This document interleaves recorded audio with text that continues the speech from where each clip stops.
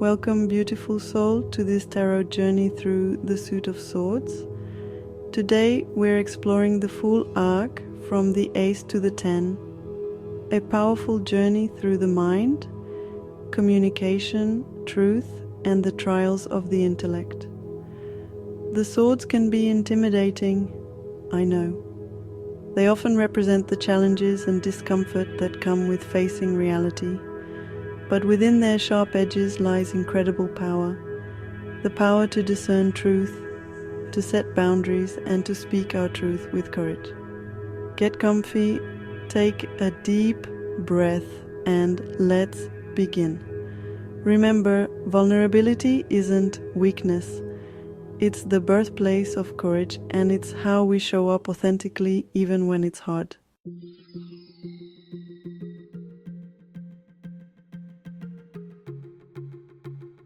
The Ace of Swords, it arrives like a lightning bolt of insight, cutting through confusion and illuminating the path forward. Have you ever felt stuck only to have a sudden realization shift everything? That's the energy of the Ace. It's a mental breakthrough, a surge of clarity that can feel both exhilarating and unsettling. This card invites us to embrace the truth, even if it challenges our preconceived notions.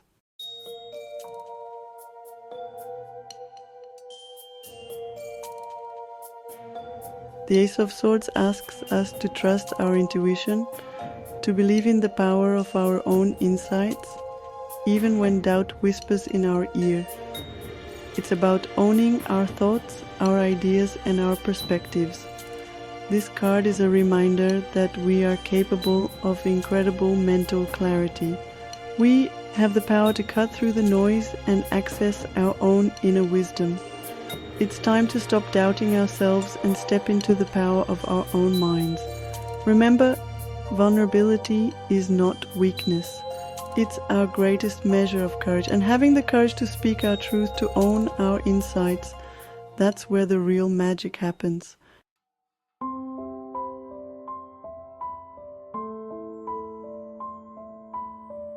Here we have the Two of Swords, that place where we find ourselves caught in the struggle between head and heart.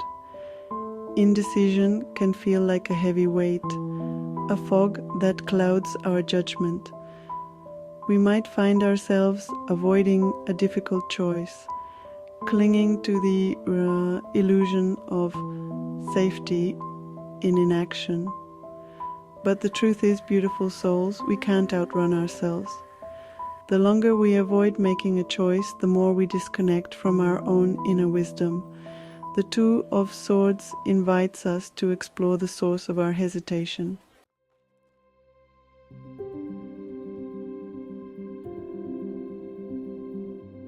So often, when we find ourselves at a crossroads, we try to shut down the part of ourselves that feels scary. We might ignore our intuition, our gut feelings, in an attempt to make the logical choice. But the Two of Swords reminds us that true clarity comes from honoring both our head and our heart. It's about acknowledging our emotions, even the uncomfortable ones, and allowing them to inform our decisions. This card is a call to courage. The courage to be honest with ourselves about what we truly want and need. To make choices that align with our values, even when it's hard.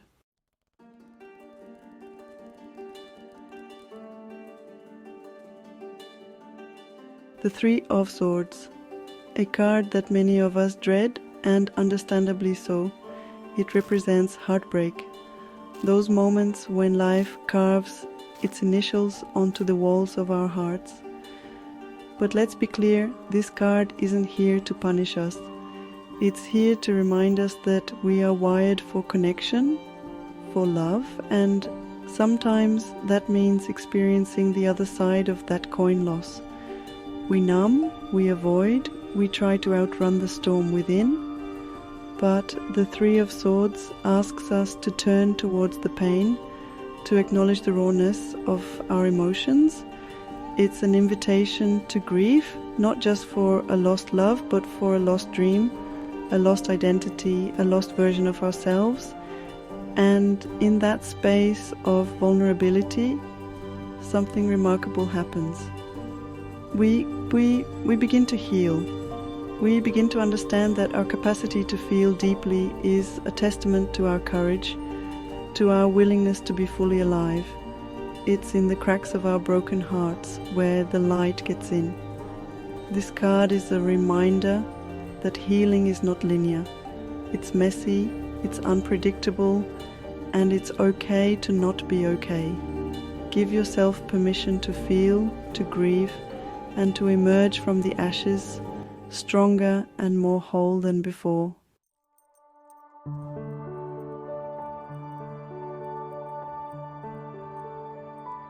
The Three of Swords doesn't shy away from the reality of pain.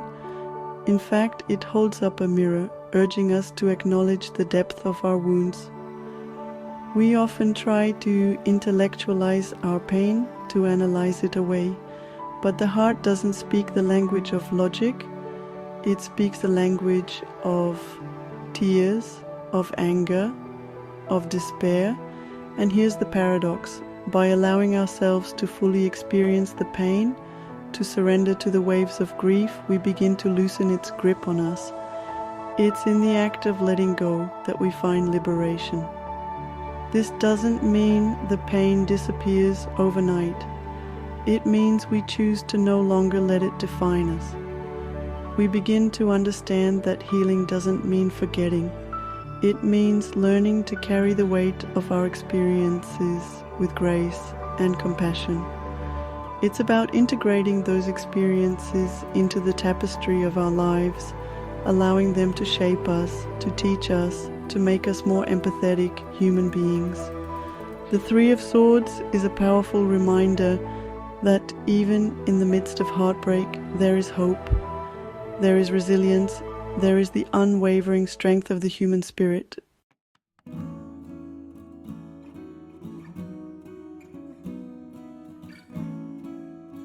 The Four of Swords. After the storm of emotions brought on by the three, this card enters like a deep cleansing breath. It's an invitation to rest, to retreat, and to allow our weary minds and hearts to finally find some peace. We live in a culture that glorifies busyness, that equates productivity with worth.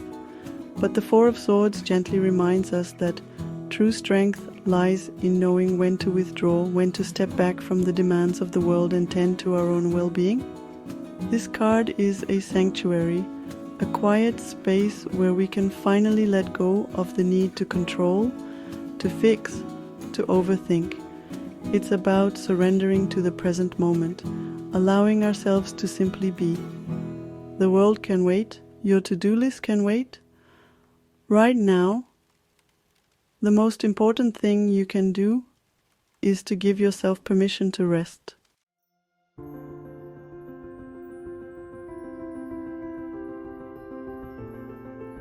The Four of Swords isn't about checking out permanently, it's about strategic withdrawing. It's about recognizing that in order to show up in the world as our most courageous selves, we need to prioritize our mental, emotional, and spiritual well-being. Think of it as recharging your batteries. When our energy is depleted, we're more susceptible to stress, anxiety, and burnout. We're more likely to make decisions from a place of fear and scarcity. But when we take the time to rest and recharge, we return to the world with renewed energy, clarity, and purpose. We are able to approach challenges with a calmer mind and a more open heart. This card is a reminder that self-care isn't selfish, it's essential. It's an act of radical self-love that allows us to show up more fully for ourselves and for the people we care about. So, how will you honor the message of the Four of Swords today? What small act of self-care can you offer yourself? Listen to your body, listen to your heart, and give yourself permission to rest.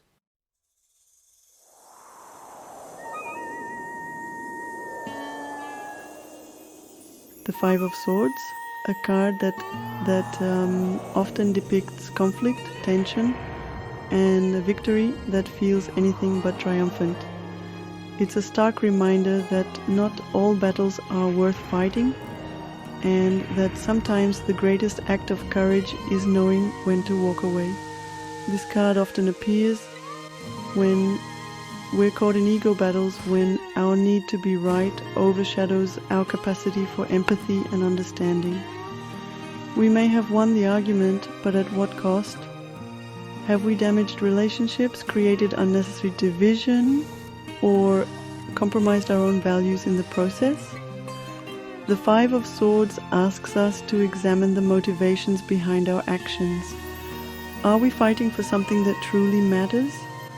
Or are we simply trying to protect our pride, our need to be in control? It's a call to look beyond the surface, to acknowledge the unseen consequences of our choices.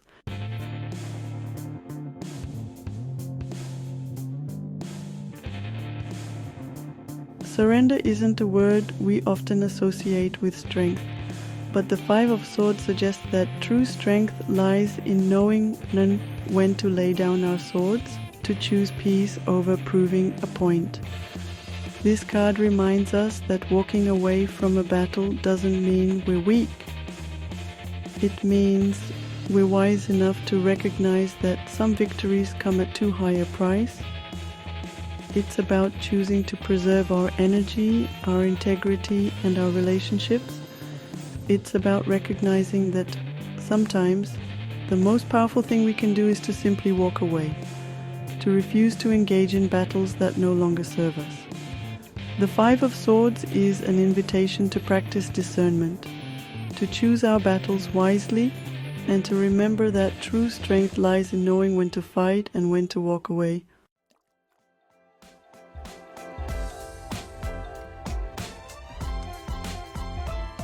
The Six of Swords speaks of transition.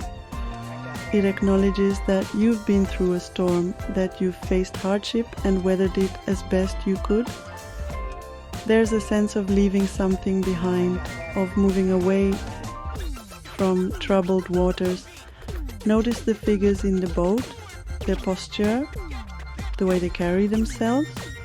They're not celebrating, but there's a quiet strength in their journey forward. This card reminds us that healing is a process, a journey, not a destination. You might not be where you want to be yet, but you're no longer stuck in the storm. You're moving one oar stroke at a time towards calmer waters. And that, my friends, is worth acknowledging. It takes courage to leave behind what's familiar, even if it's painful.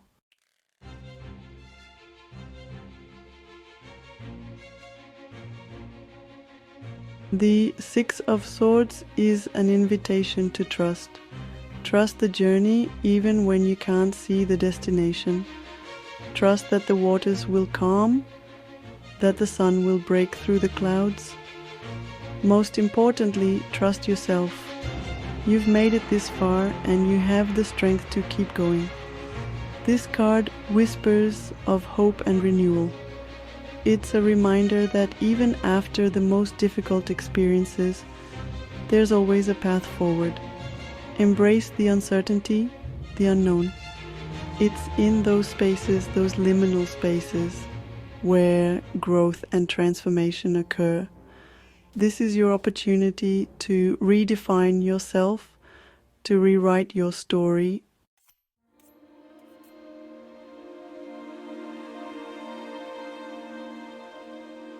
The Seven of Swords often appears when we're navigating situations that require cunning, strategy, and perhaps even a little bit of secrecy.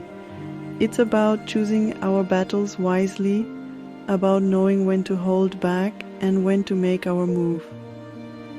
This card isn't about being malicious or deceitful. It's about recognizing that not every battle needs to be fought head-on. Sometimes the most courageous act is to step back, to assess the situation and to find a more strategic approach.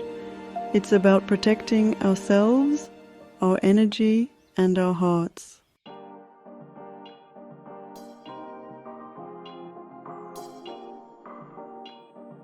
The Seven of Swords can also signal deception, either from ourselves or from others.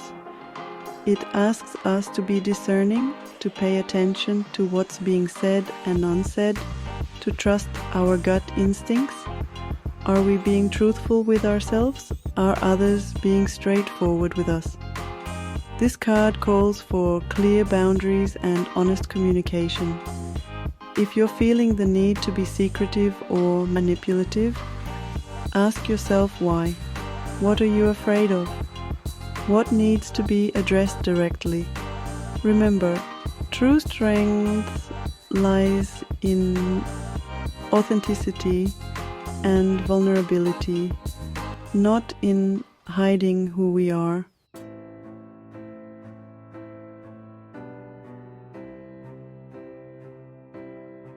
The Eight of Swords is a powerful image of feeling trapped, bound by our own thoughts and fears. We see a figure blindfolded, surrounded by swords, seemingly imprisoned.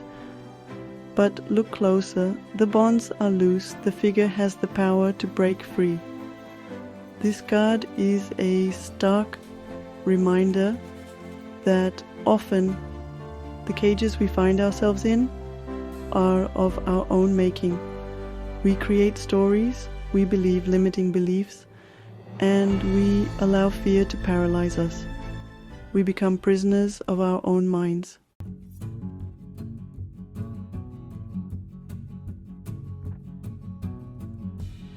The Eight of Swords challenges us to examine the thoughts that bind us, the fears that hold us back. What stories are we telling ourselves? What would it look like to remove the blindfold, to see our situation with fresh eyes? This card is a call to action. It's a reminder that we have more power than we realize. We have the power to change our thoughts, to challenge our beliefs, and to break free from the self-imposed limitations that keep us stuck. It's time to reclaim your voice, to step into your truth, and to create the life you deserve.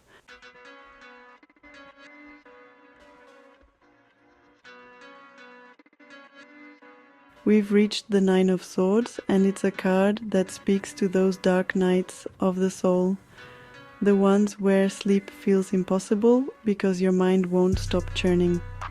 We've all been there, right? Lost in that spiral of what-ifs and worst-case scenarios. This card is a powerful reminder that sometimes the sharpest wounds aren't inflicted by others, but by the stories we tell ourselves. It's that inner critic, that voice of fear and self-doubt, whispering anxieties in the dead of night. But here's the truth, and it's a truth we have to keep coming back to. You are not your thoughts. You are the one witnessing them. And that means you have the power to choose how much space they occupy in your heart and mind.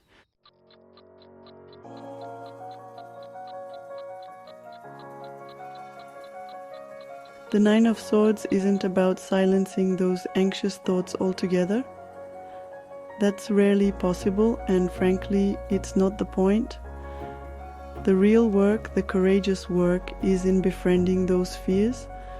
Instead of trying to outrun the discomfort, what if we sat with it? What if we got curious about the stories beneath the anxiety, the ones we've been telling ourselves for years? This card invites us to practice self-compassion.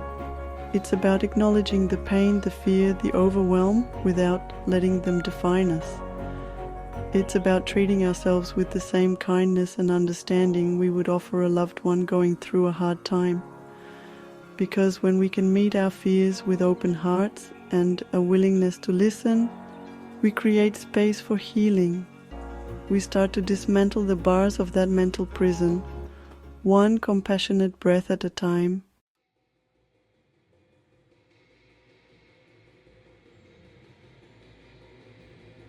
The Ten of Swords often evokes a sharp intake of breath when it appears in a reading. It's the card of endings, and not always the gentle kind. It speaks of painful conclusions, of hitting rock bottom, of feeling like we've been utterly broken. But even in this imagery of defeat, there's a profound message of hope. Notice the sunrise in the background. The Ten of Swords isn't about staying stuck in the wreckage. It's about recognizing that sometimes we need to be completely undone in order to be truly reborn. Think about it, a seed has to crack open to surrender its old form entirely in order for new life to emerge. And so it is with us. This card is a reminder that sometimes the most excruciating endings are actually the most liberating beginnings in disguise.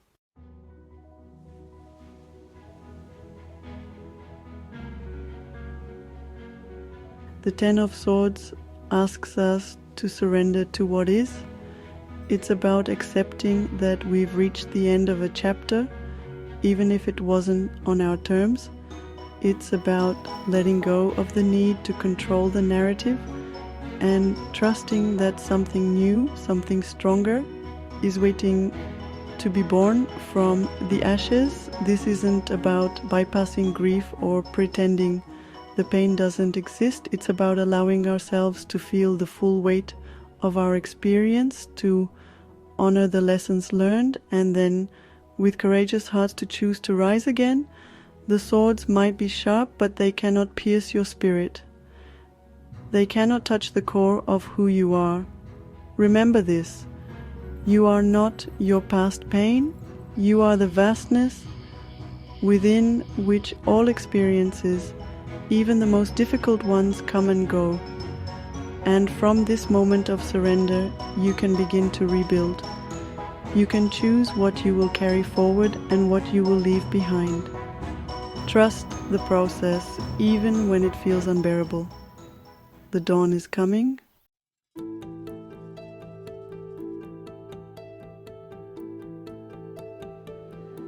And so we come to the end of our exploration of the swords, this powerful suit that takes us through the peaks and valleys of the human mind. It shows us where we hurt, yes, but also where we heal.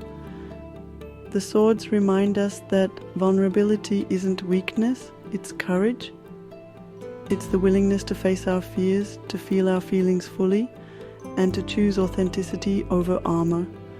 It's about recognizing that even in the midst of heartbreak, confusion, and doubt, there is an unshakable strength within us.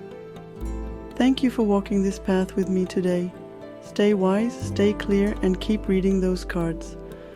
Don't forget to subscribe for more tarot deep dives. Until next time, stay in your truth.